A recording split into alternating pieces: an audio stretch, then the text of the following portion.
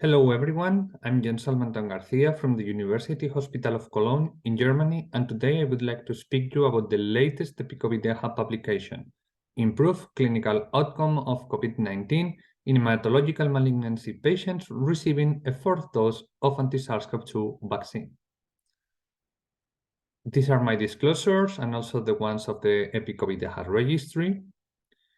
Very briefly, just to remind you all, EPICOVIDEHA is an international registry for COVID-19 patients with hematological malignancies. So far, we have collected retrospectively more than 8,000 cases since the beginning of the pandemic, and we are still recruiting new patients. We are a collaborative effort, meaning that authorships are offered to all the contributors, and we have more than 150 contributors in more than 40 countries around the world. Specifically about this publication, we have to remember that patients with hematological malignancies are especially vulnerable against SARS-CoV-2. Since the beginning of the pandemic, different prophylactic and treatment options against SARS-CoV-2 have been developed, for example, antivirals, monoclonal antibodies, and vaccines. In this case, we will focus on the vaccines, and especially in the fourth vaccine dose. So far, there are lack of data regarding this additional booster, and that means that there is a skepticism on this fourth anti-SARS-CoV-2 vaccine dose administration, including in hematological patients. And that's the reason why our aim was to answer this question: which is the outcome of a fourth anti-SARS-CoV-2 vaccine dose in hematological patients.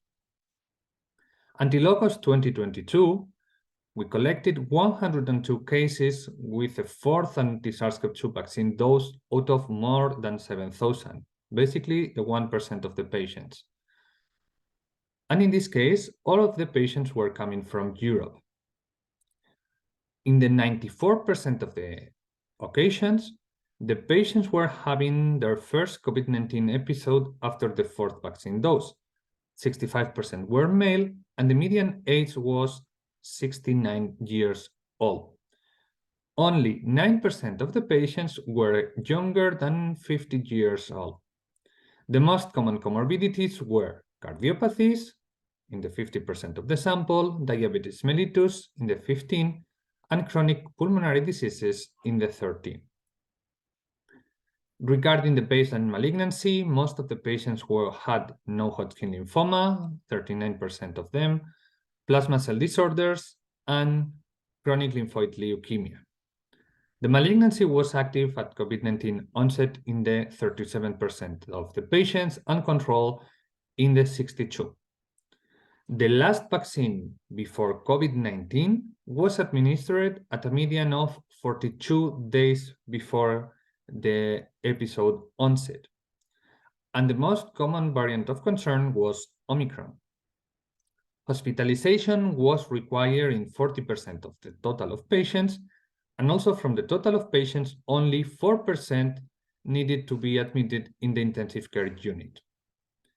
The treatment was as follows. In 19% of the cases, antivirals were administered, in the 14% monoclonal antibodies, and in 12% antiviral plus monoclonal antibodies. Other treatment options were administered in the remaining of the patients, or even no treatment. And the mortality rate was 4%. With this, we can summarize and conclude that we are presenting the largest sample of hematological malignancy patients with fourth doses of anti-SARS-CoV-2 vaccine.